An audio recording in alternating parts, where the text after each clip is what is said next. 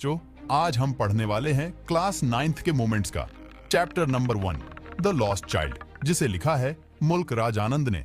बच्चों, चैप्टर की शुरुआत होती है स्प्रिंग के फेस्टिवल से। जब सब लोग मेला देखने जा रहे होते हैं, कुछ लोग पैदल ही जा रहे थे तो कुछ घोड़े और टांगे पर। बच्चों, इसी मेले में एक छोटा सा बच्चा भी अपने मम्मी पापा के साथ मेला देखने आया था, जो बार बार अपने मम्मी पापा को छोड़कर इधर उधर भाग जाता था। और जब उसके मम्मी पापा उसे आवाज लगाते तब वो उनके पास आता था। बेटा इधर आओ, उधर मत जाओ, हमारे साथ रहो। बच्चों, जब कभी भी वो मेले में स्वीट या टॉयज देखता तो उसकी तरफ वो अट्रैक्ट हो जाता था। उसने अपने पापा से हिम्मत करके बोला भी कि पापा पापा मुझे वो खिलौने दिला दो, पर अपने पापा की लाल गुस्से वाली आंखें देखकर वो चुप हो जाता है। यह सब उसकी मम्मी देखकर लड़के से बोलती है कि बेटा वो देखो, सोने जैसा दिखने वाले सरसों के पेड़, जहाँ कितनी प्यारी प्यारी तितलियां उड़ रही हैं।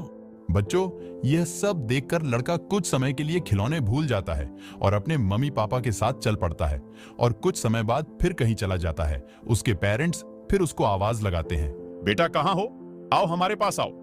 बच्चों, वो लड़का छोटे छोटे इंसेक्ट के साथ खेल रहा होता है। वो सब छोड़कर वो अपने पेरेंट्स के पास जाता है। तब उसके पेरेंट्स बोलते हैं कि हम कुछ देर आराम करेंगे। आराम करने के बाद वो सब जब मेन मेले में एंटर करते हैं तो वहां कई दुकानदार मिठाइयां बेच रहे थे। पर लड़का डर के कारण कुछ मांगता नहीं है। मतलब अगर कुछ खिलाना नहीं है तो मेले में लेकर क्यों गए हो बेचारे को, है कि नहीं बच्चों? बच्चों, कुछ देर बाद उसको फ्लावर्स और गुब्बारे भी दिखते हैं, लेकिन फिर भी वो कुछ नहीं मांगता।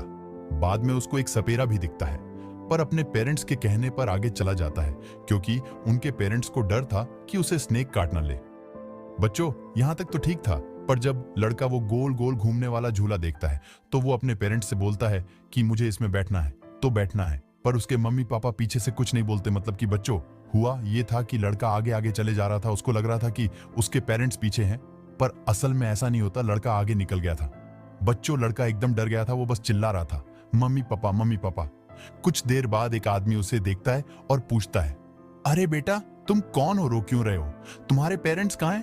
पर लड़का केवल रो रहा होता है। वो आदमी उसे झूले के पास ले जाता है, सपेरे के पास ले जाता है, पर वो लड़का चुप नहीं होता।